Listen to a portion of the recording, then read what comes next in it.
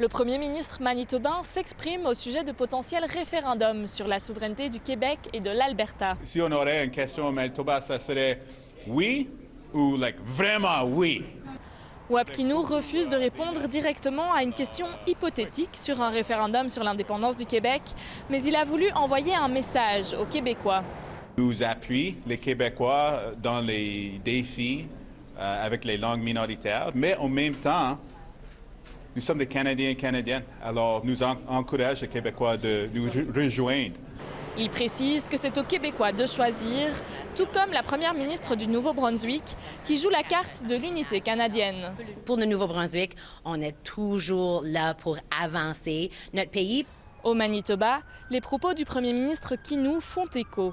Pour ce professeur en sciences politiques, si le Québec venait à quitter le Canada, la raison d'être du Canada bilingue disparaîtrait. Ça veut dire une modification fondamentale à la Constitution. Est-ce que le bilinguisme officiel survivrait à un tel remaniement?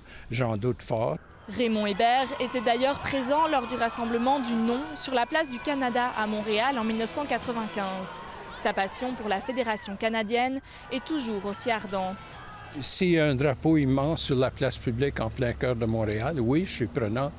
Du côté de la Société de la francophonie manitobaine, il est aussi difficile d'imaginer la francophonie canadienne sans le Québec, mais pas impossible. Les francophones au Manitoba existent depuis plus qu'une centaine d'années, donc c'est pas quelque chose qui va soudainement changer, peu importe toutes les discussions sur la cohésion nationale. La Fédération des communautés francophones et acadiennes plaide de son côté pour une collaboration plus structurée avec le gouvernement québécois.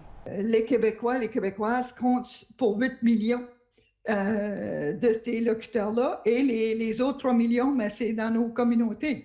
Donc, on est toujours plus forts ensemble. Pour le Parti québécois, l'avenir et le statut politique du Québec ne concernent que les Québécois et les Québécoises. Point final.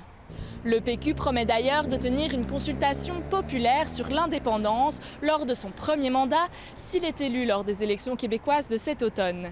Ici Juliette Straat, Radio-Canada, Winnipeg.